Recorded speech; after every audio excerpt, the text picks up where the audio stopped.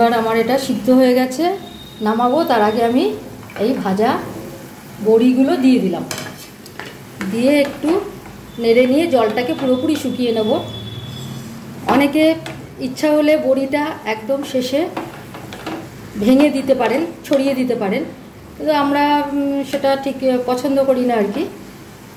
মাঝে মাঝে যে খাই না তা নয়, সেই একটু ব্যতিক্রম হিসাবে খেতে চাই। তা নাহলে ওই ভেতরে রস টস ঢোকে না, তো সেই জন্য খুব একটা ভালো লাগে না।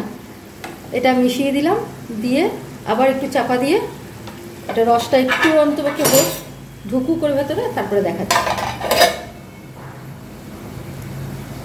এখন আমি শুশনি শাক রান্না করব। তার জন্য শুশনি শাকগুলোকে আমি ধুয়ে নিয়েছি, ধুয়ে জল ঝরিয়ে নিয়েছি। এখনকার মানুষ অনেকেই হয়তো জানে না শুশনি শাক দেখতে কেমন। এই যে এইরকম হচ্ছে শুশনি শাক। আর এটার একটা উপকারিতা হচ্ছে খুব ভালো ঘুম হয়। যাদের ঘুমের ডিস্টার্ব হয় রাতে, তারা এগুলো খাবেন, তাদের কিন্তু খুবই সুবিধা হবে আর কি, ঘুম ভালো মতো হবে। আর একটা ব্যাপার হচ্ছে যে এই শুশনি শাক কিন্তু এইভাবেই কেটে বিক্রি হয়, মানে এটাই হচ্ছে এই 4 পাপড়ি, 4টে পাতা একসাথে, 4টে কি 5টা পাতা, হ্যাঁ এই যে এইরকম এই 4টে করে পাতা থাকে, এইভাবেই বিক্রি হয় যেহেতু, সেই জন্য একটা সুবিধা, বাছতে হয় না, আলাদা করে বাছতে হয় না। তো ভালো মতো ধুয়ে নিয়ে, এগুলো তো পুকুরেই হয়, তো ভালো মতো ধুয়ে নিয়েছি যাতে বালি টালি কিছু নোংরা টোংরা কিছু না থাকে। ব্যাস, এবার আমি শুশনি শাক ভাজবো, দেখাচ্ছি কিভাবে কি করছি। এই জন্য আমি নিয়ে নিচ্ছি একটা কাঁচা লঙ্কা, বড়ি ছেড়ে দিলাম, তেল গরম হয়ে গেছে, বড়িগুলো ভেজে তুলবো আগে। এবার আমি এতে 3 কোয়া রসুন দিয়ে দেবো। লঙ্কাটা কুচিয়ে নিয়েছি, রসুনটাও এইভাবে কুচিয়ে নিচ্ছি।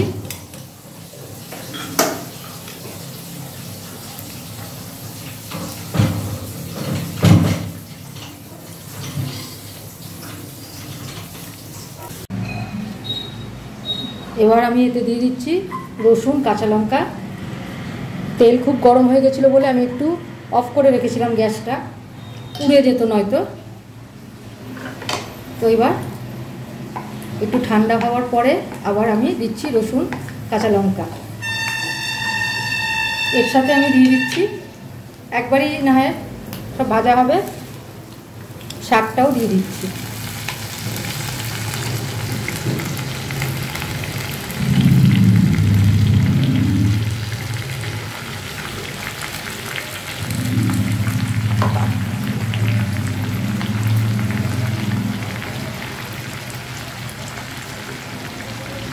তারপরে দেখাচ্ছি।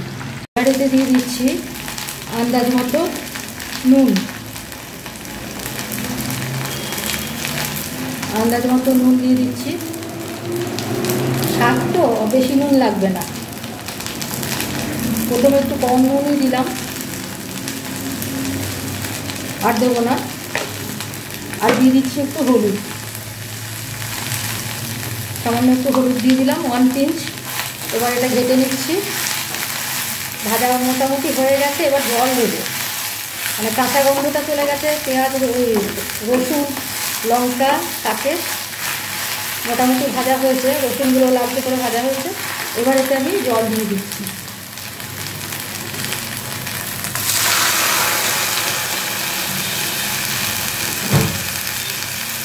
সিদ্ধ হোক, তারপর দেখাচ্ছি। ফুটে উঠেছে জলটা, এবার এতে ঢাকা দিয়ে দিলাম, হতে থাক, তারপরে দেখাচ্ছি। এবার আমার এটা সিদ্ধ হয়ে গেছে, নামাবো। তার আগে আমি এই ভাজা বড়িগুলো দিয়ে দিলাম, দিয়ে একটু নেড়ে নিয়ে জলটাকে পুরোপুরি শুকিয়ে নেব। অনেকে ইচ্ছা হলে বড়িটা একদম শেষে ভেঙে দিতে পারেন, ছড়িয়ে দিতে পারেন, কিন্তু আমরা সেটা ঠিক পছন্দ করি না আর কি। মাঝে মাঝে যে খাই না তা নয়, সেই একটু ব্যতিক্রম হিসাবে খেতে চাই। তা নাহলে ওই ভেতরে রস টস ঢোকে না, তো সেই জন্য খুব একটা ভালো লাগে না। এটা মিশিয়ে দিলাম, দিয়ে আবার একটু চাপা দিয়ে এটা রসটা একটু অন্তপক্ষে হোক, ঢুকু করে ভেতরে, তারপরে দেখাচ্ছি। ঘাটছি, ঘাটতে ঘাটতে কিছু বড়ি ভেঙে গেছে ভালো, তাতে রস ঢুকেছে, এই যে, নয়তো ভেতরটা একদম শুকনো থাকে। কিছু এখনও ভাঙেনি, তো যেহেতু আমার শাক সিদ্ধ হয়ে গেছে, আঁচটা একটু বাড়িয়ে দিচ্ছি এখন, যাতে জলটা টেনে নেয়। মোটামুটি আমার হয়ে গেল। ব্যাস, জলটা মোটামুটি শুকিয়ে গেছে। এবারে নামিয়ে দিচ্ছি, গ্যাস বন্ধ করে দিলাম। তারপরে দেখাচ্ছি। আমার শুশনির শাক ভাজা বড়ি দিয়ে রেডি টু সার্ভ। আপনারাও এইভাবে একবার খেয়ে দেখবেন, খুবই ভালো লাগবে। এখনকার মতো রান্না এখানে রাখছি, পরের দিন আবার অন্য কোনো রেসিপি নিয়ে ফিরে আসবো। ততক্ষণের জন্য ধন্যবাদ।